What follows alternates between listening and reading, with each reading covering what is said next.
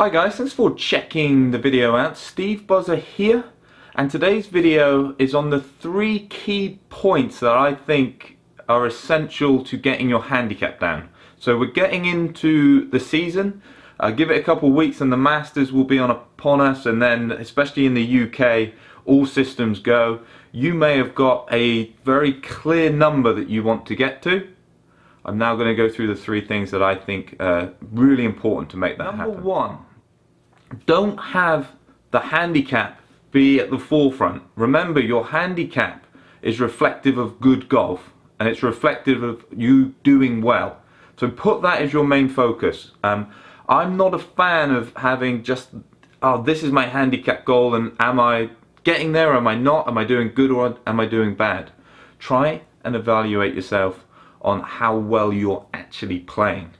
Second one, and I think this is something that can hold people back, especially in the Kongu system, in the RNA system, is you need to understand how many rounds of golf you're actually going to play. Because sometimes we can be playing at the level that gets us to the handicap or our handicap goal, but we haven't actually physically been able to play enough to get that handicap to actually be reflective. So think about how many times you're actually going to be able to play, and combine with that how often you're actually going to be able to practice. You know, come up with something that is actually realistic and something that you can actually achieve. I think sometimes we can go, well, I want this number and I'm going to practice 5 times a week and I'm going to play 3 times a week, and that doesn't actually suit your lifestyle, nor does your lifestyle actually allow you to do that. So really sit down and go, how often am I going to be able to play, and what can I achieve in that time frame? Because remember, just because you can't hit it this year, you can hit it the following year. And going back to my first point, can you see that's why I think, again, you really want to focus on good play and just understand handicap as a byproduct. Have I played enough to let that byproduct be reflective of the goal that I actually want? And then the third and final thing that I think is obviously really important to getting your handicap down is obviously your golf itself, and targeting the areas in your golf game that are going to allow you to get down to your goal. And sometimes you'll find that your goal is actually very attainable by making a really small change. So once you've got to your goal, there's other changes you can make to actually get below that goal. But actually sitting down and going, what can I alter that's going to get me down to that handicap? I know that sounds really simple, but what it can do is it can really structure your practice. So if you're not a full-time golfer, we can't be setting up concepts that are going to involve a full-time practice schedule.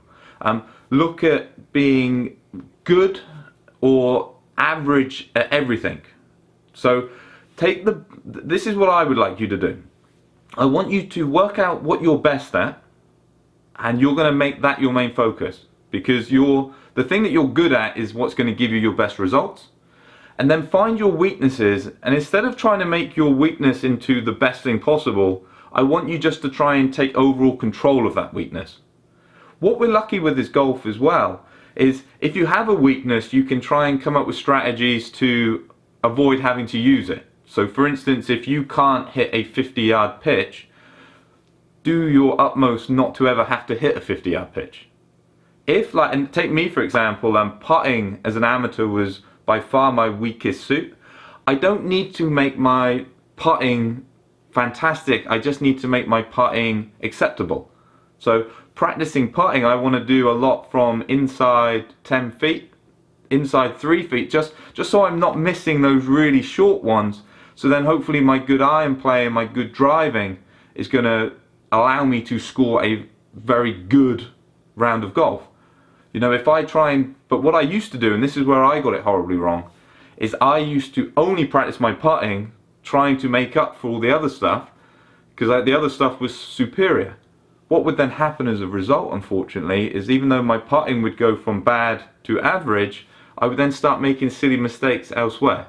So the thing that you're best at, make that your main positive. Take your weaknesses and just put in practice schedules so you can make it a little more controllable. I promise you, you'll shoot your best scores doing it that way. So thank you for watching, and I hope this has helped. Like and subscribe to the channel. I'll have more coaching ideas on here coming up in the next days, weeks and months. Get some comments down below. What are your current goals? And have you sat down and come up with a plan? And more importantly, how did you come up with your goal? You know, did you just kind of go, well, that's always been my dream to attain? Or have you actually put a little more thought into it and you think for this year, this is a really good number and I'm very much capable of getting there? You know, I'd love to hear what you've got to say. Hope to catch you soon.